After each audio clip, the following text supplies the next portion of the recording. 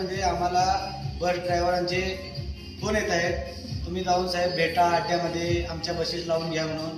तर आम्ही काय करतो, आम्ही जर अड्ड्यामध्ये गेलो, बसेस लावून जर घेतल्या सुद्धा, तर ते ड्रायव्हरना पैसे वगैरे द्यायचे लागतात ना. ड्रायव्हरना जेवण वगैरे देतो, त्यांचं काय असेल तर त्यांना पैसे देऊ शकत नाही. त्यांना पैसे दिले तर कस्टमरच्या जेवणाची रेट वाढवावी लागते आणि ते मग दुसऱ्याने आमच्यात काय फरक पडणार आहे. आम्ही आणि ते दुसरे सेमच.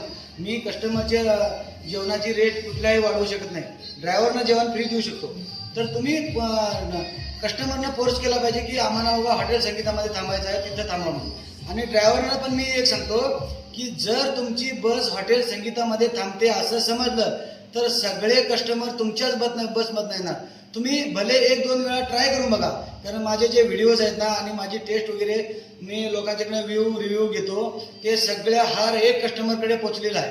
त्याच्यामुळे ड्रायव्हरना पण सांगतो आणि गव्हर्नमेंटला पण समजलं पाहिजे की कोण कस्टमरची काळजी घेतोय, त्याच्याकडे बस थांबवावी म्हणून. मी सांगत नाही की दुसऱ्या बस अड्ड्यावरनं बस थांबतात त्यात बंद करा आणि आमच्याकडे लावून.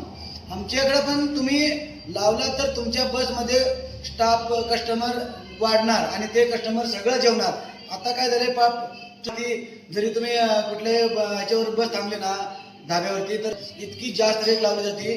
कारण ते ड्रायव्हर लोकांना जर पैसे दिले जातात, जेवण दिलं जातं, पाण्याच्या बाटल्या बॉक्स दिले जातात, तर ते कस्टमरकडनंच पैसे काढणार हॉटेलवाला आपल्या खिशातमध्ये घालू शकत नाही.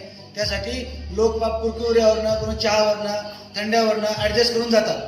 तर गव्हर्नमेंटनं पण याची दखल घ्यावी आणि तशा धाब्यावरनं बसेस थांबवाव्या. ड्रायव्हरना पैसे वगैरे द्यायचं ते बंद करायला हवं, अशी माझी एक गव्हर्नमेंटला विनंती आहे. धन्यवाद.